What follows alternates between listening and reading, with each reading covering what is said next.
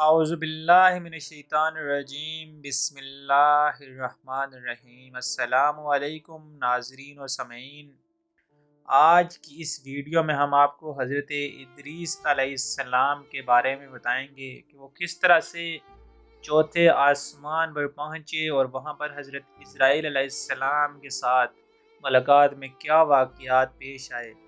لیکن اس ویڈیو کی ڈیٹیل میں جانے سے پہلے ہماری آپ سے التماس ہے کہ ہمارے چینل کو سبسکرائب کیجئے، ویڈیو کو لائک اور شیئر کیجئے۔ حضرت ادریس علیہ السلام اللہ تعالیٰ کے تیسرے نبی تھے جو حضرت آدم علیہ السلام اور حضرت شیس علیہ السلام کے بعد نبوت کے جلیل القدر منصب پر فائز ہوئے۔ مورخین کے مطابق آپ علیہ السلام کی ولادت بابل یعنی کہ عراق یا مصر کے شہر منفیس یعنی کہ منف میں ہوئی۔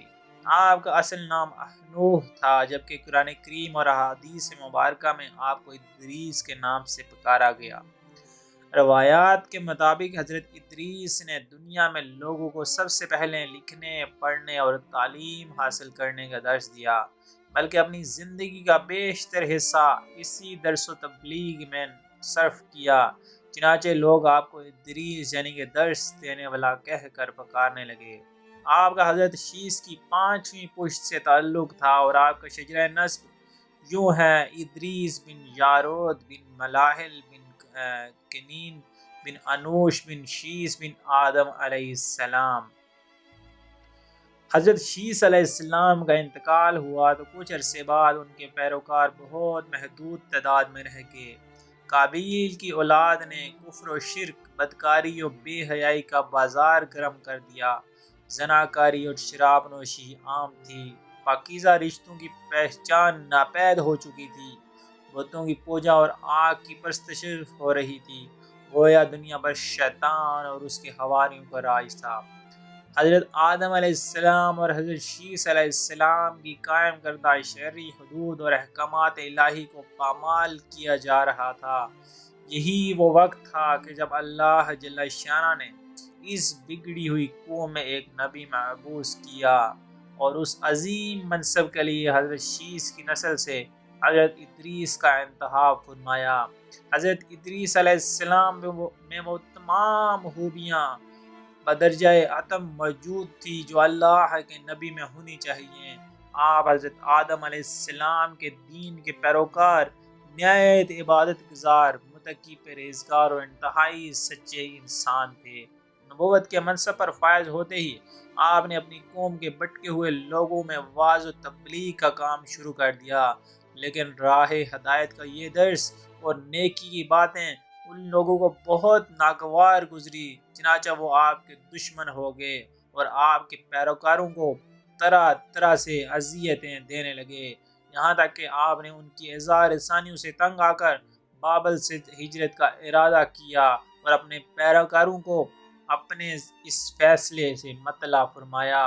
چونکہ بابل دریائے فرات اور دریائے دجلہ کے کنارے ایک سرسبز و شاداب علاقہ تھا، لہٰذا لوگوں کے لیے اس علاقے سے ہجرت کرنا خاصا مشکل فیصلہ تھا اور انہوں نے اس حوالے سے تحفظات کا اظہار بھی کیا۔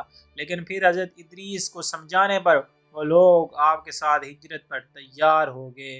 حضرت ادریس اور ان کے پیروکاروں نے بابل سے مصر کا رخ کیا اور دریائے نیل کے کنارے آباد ہو گئے، جو بابل سے بھی زیادہ سرسبز و شاداب علاقہ تھا۔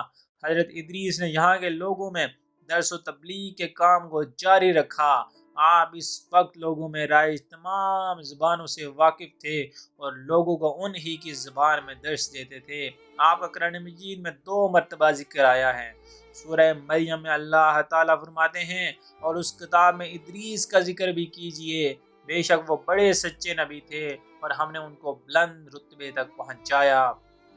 نیز سورہ الانبیاء میں اللہ تعالیٰ نے فرمایا: اور اسماعیل اور ادریس اور ذوالکفل کا تذکرہ کیجئے، اور یہ سب احکام الہی پر ثابت قدم رہنے والے لوگوں میں سے تھے۔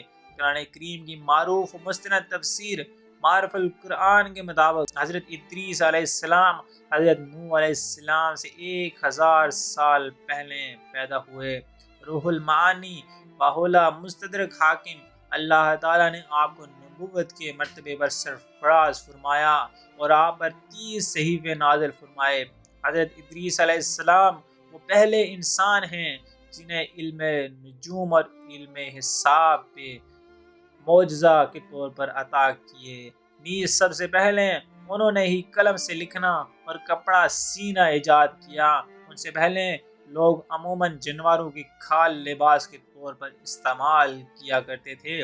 پھر یہ کہ سب سے پہلے ناپ تول کے طریقے بھی آپ ہی نے متعارف کروائے اور اسلحہ بھی آپ کی ایجاد ہے۔ آپ نے اسلحہ تیار کر کے بنو قابیل سے جہاد کیا۔ علامہ ابن اسحاق کا کہنا ہے کہ دنیا کا سب سے پہلا شخص جس نے قلم سے لکھا حضرت ادریس ہیں۔ معاویہ بن حکم سلمی رضی اللہ سے مروی ہے کہ انہوں نے حضور صلی اللہ علیہ وآلہ وسلم سے رمل کے بارے میں سوال کیا۔ یہ ایک ایسا علم ہے جس میں ریت پر مخصوص لکیریں کھینچ کر کچھ معلوم کیا جاتا ہے۔ تو رسول اللہ صلی اللہ علیہ وآلہ وسلم نے فرمایا ایک پیغمبر تھے جنہوں نے یہ لکھا، لہذا جس شخص کا خط ان کے موافق ہو جائے تو اچھا ہے۔ علماء تفسیر فرماتے ہیں کہ پہلا شخص جس نے تبلیغ دین کے لیے وعظ و خطاب کا سلسلہ شروع کیا وہ حضرت ادریس علیہ السلام تھے۔ حلال بن سیار کہتے ہیں کہ حضرت ابن عباس نے حضرت کعب سے پوچھا کہ قرآن مجید کی اس آیت یعنی ہم نے ان کو اونچی جگہ اٹھا لیا کا کیا مطلب ہے؟ تو حضرت کعب رضی اللہ نے فرمایا اللہ عز و جل نے حضرت ادریس کی طرف وحی بھیجی کہ میں تمہیں ہر روز تمام بنی آدم کے اعمال کے برابر درجات دیتا ہوں۔ اس سے مراد اس زمانے کے تمام بنی آدم تھے۔ تو حضرت ادریس نے چاہا کہ پھر تو اعمال میں اور اضافہ ہونا چاہیے، لہٰذا جب ان کے پاس فرشتے آئے تو انہوں نے وحی کا ذکر کرتے ہوئے کہا میں چاہتا ہوں کہ ملک الموت سے بات کروں اور پوچھوں کہ کب تک میری زندگی باقی ہے۔ فرشتے نے حضرت ادریس کو اپنے پروں پر اٹھایا اور انہیں لے کر آسمان کی طرف بلند ہو گیا۔ جب وہ چوتھے آسمان پر پہنچے تو ان کی ملک الموت سے ملاقات ہو گئی جو نیچے اتر رہے تھے۔ حضرت ادریس کے دوست فرشتے نے ملک الموت سے حضرت ادریس کے بارے میں ذکر کیا تو اسرائیل نے پوچھا حضرت ادریس کہاں ہیں؟ فرشتے نے جواب دیا کہ وہ میری پشت پر ہیں۔ اس پر ملک الموت نے حیرت کا اظہار کرتے ہوئے کہا کہ واہ تعجب ہے، مجھے پروردگار کی طرف سے کہہ کر بھیجا گیا تھا کہ حضرت ادریس علیہ السلام کی روح چوتھے آسمان پر قبض کر لینا، تو میں نے سوچا کہ وہ تو زمین پر ہیں، ان کی روح چوتھے آسمان پر کیسے قبض کروں گا؟ ابھی اسی سوچ وچار میں تھا اور زمین پر اتر رہا تھا کہ تم انہیں لے کر چوتھے آسمان پر آگے۔ پھر ملک الموت نے ان کی روح قبض کر لی۔ ابن ابی حاتم نے بھی اس آیت کی تفسیر کے ذیل میں اس حدیث کو ذکر کرتے ہوئے یہ اضافہ کیا ہے کہ حضرت ادریس نے فرشتے سے کہا ملک الموت سے میرے بات میں سوال کرو کہ میری عمر کتنی باقی رہ گئی ہے، جبکہ حضرت ادریس فرشتے کے ساتھ ہی تھے۔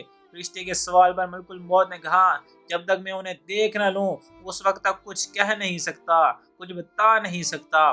پھر ملک الموت نے حضرت ادریس کو دیکھ لیا تو فرشتے سے کہا آپ مجھ سے ایسے شخص کے بارے میں سوال کر رہے ہیں جس کی زندگی پلک جھپکنے سے زیادہ نہیں رہی۔ پھر فرشتے نے پر کے نیچے حضرت ادریس کو دیکھا تو ان کی وفات ہو چکی تھی۔ روضۃ الصفیاء کے مصنف تحریر کرتے ہیں کہ حضرت ادریس کثرت سے اللہ تعالیٰ کی حمد و ثنا اور عبادت میں مصروف رہتے تھے اور فرشتوں میں نہایت محبت اور عقیدت و احترام کی نظروں سے دیکھے جاتے تھے۔ فرشتے ان کے پاس آتے اور ان کی صحبت میں بیٹھا کرتے تھے۔ چنانچہ ایک مرتبہ حضرت اسرائیل بھی اللہ تعالیٰ سے اجازت لے کر آئے اور انسانی شکل میں بہت دیر تک ان کی صحبت میں حاضر رہے۔ حضرت ادریس کو جب معلوم ہوا کہ یہ کوئی انسان نہیں بلکہ حضرت اسرائیل علیہ السلام ہیں اور روح قبض کرنے کی خدمت پر مامور ہیں تو آپ نے ان سے فرمایا میرا دل چاہتا ہے تم مجھے موت کا ذائقہ چکھاؤ۔ اس پر حضرت اسرائیل علیہ السلام نے اللہ تعالیٰ کی اجازت سے ان کی روح نکالی اور پھر واپس کر دی۔ اس کے بعد حضرت ادریس نے ان سے فرمایا میرا دل چاہتا ہے میں جنت اور دوزخ دیکھوں۔ چنانچہ حضرت اسرائیل نے اللہ تعالیٰ سے اجازت لے کر انہیں دوزخ دکھائی اور دوزخ دیکھ کر جنت میں آئے اور بہت دیر تک وہاں کے مناظر دیکھتے رہے۔ آخر حضرت اسرائیل نے عرض کیا آپ واپس تشریف لے جائیے، مگر حضرت ادریس نے جواب میں کہا جب تک جنت و دوزخ کو پیدا کرنے والا مجھے یہاں سے جانے کا حکم نہیں دیتا اس وقت تک یہاں سے نہیں جاؤں گا۔ چنانچہ اللہ تعالیٰ نے ایک فرشتے کو مقرر کیا کہ وہ ان کے درمیان فیصلہ کر دے۔ حضرت اسرائیل نے اس فرشتے کو پوری صورتحال بتائی۔ پھر حضرت ادریس نے فرمایا میں قانون خداوندی کے مطابق موت کا ذائقہ چکھ چکا ہوں اور اب جنت میں آ گیا ہوں، کیونکہ حق تعالیٰ نے فرمایا وما ہم بہاری جین منہا، چونکہ اللہ تعالیٰ نے فرمایا ہے یعنی ہم تم کو اس سے نہیں نکالیں گے، لہٰذا میں یہاں سے نہیں جانا چاہتا۔ حضرت کعب احبار کی روایت ہے کہ فرشتے نے اللہ تعالیٰ کے حکم سے فیصلہ کیا کہ اچھا آپ چھٹے آسمان پر رہیے اور فرشتوں کے ساتھ عبادت کیجیے۔ چنانچہ حضرت ادریس علیہ السلام چھٹے آسمان پر فرشتوں کے ساتھ عبادت میں مشغول رہتے ہیں۔ اس سلسلے میں متفق علیہ حدیث یہ ہے کہ حضرت ادریس چوتھے آسمان پر ہیں۔ مجاہد اور دیگر بہت سارے علماء اکرام کا یہی قول ہے۔ حضرت زہری نے بھی حضرت انس رضی اللہ سے مروی معراج کی حدیث نقل کی ہے کہ جب نبی کریم صلی اللہ علیہ وآلہ وسلم معراج کی رات چوتھے آسمان پر پہنچے تو وہاں آپ صلی اللہ علیہ وآلہ وسلم کی ملاقات حضرت ادریس سے ہوئی، جنہوں نے حضور صلی اللہ علیہ وآلہ وسلم کو دیکھ کر فرمایا مرحبا صالح بھائی اور صالح نبی۔ حضرت ادریس کی زندگی میں دو چیزیں بہت نمایاں تھیں، ایک وعظ و تبلیغ اور دوسرا آل قبیل کے ساتھ جہاد، کیونکہ انہیں وعظ و تبلیغ میں ملکہ حاصل تھا۔ چنانچہ ان کی پہلی کوشش یہی رہی کہ وہ وعظ و نصیحت سے آل قبیل راہ راست پر آ جائیں اور دنیا برائیوں سے مکمل طور پر پاک ہو کر ایک اللہ کی عبادت کرنے لگے، لیکن شیطان نے ان لوگوں کو پوری طرح اپنی گرفت میں لے لیا تھا۔ چنانچہ آپ ان سے اللہ کی وحدانیت کی بات کرتے، ایک اللہ کی عبادت کی نصیحت کرتے، برائیوں کو چھوڑنے کی تلقین کرتے تو یہ باتیں ان لوگوں کو بڑی ناگوار گزرتی اور آگ بگولا ہو کر انہیں اذیتیں دیتے، مسحر اڑاتے، پتھر مارتے۔ دراصل ایک طویل عرصے تک شیطان کے زیر اثر رہ کر یہ لوگ شرک و کفر اور برائیوں کی دلدل میں گردن تک دھنس چکے تھے۔ دنیا واضح طور پر دو گروہوں میں تقسیم ہو چکی تھی، ایک شیطان کے پیروکار اور دوسرے اللہ رب کائنات کے ماننے والے۔ حضرت ادریس اس صورتحال پر بڑے دل گرفتہ اور پریشان رہا کرتے تھے۔ آپ نے لاکھ کوشش کی کہ کسی طرح تبلیغ کے ذریعے ان لوگوں کو راہ راست پر لایا جا سکے، لیکن جب کوئی صورت نظر نہ آئی تو انہوں نے اللہ تعالیٰ کے حکم سے ان لوگوں کے خلاف جہاد کا فیصلہ کیا۔ انہوں نے اللہ اور اس کے پیغمبر پر ایمان رکھنے والے نوجوانوں کی ایک جماعت کے ساتھ آل قبیل کے ساتھ جہاد کیا، جس میں اللہ تعالیٰ نے انہیں کامیابی عطا فرمائی اور بہت سے لوگ دین حق کی جانب راغب ہو گئے۔ اللہ رب العزت سے دعا ہے کہ یا اللہ ہمیں احکام اسلام پر عمل کرنے کی توفیق اور ہمت عطا فرما۔ آپ سے التماس ہے کہ ہمارے چینل کو سبسکرائب کیجیے، ویڈیو کو لائک اور شیئر کیجیے۔ جزاک اللہ۔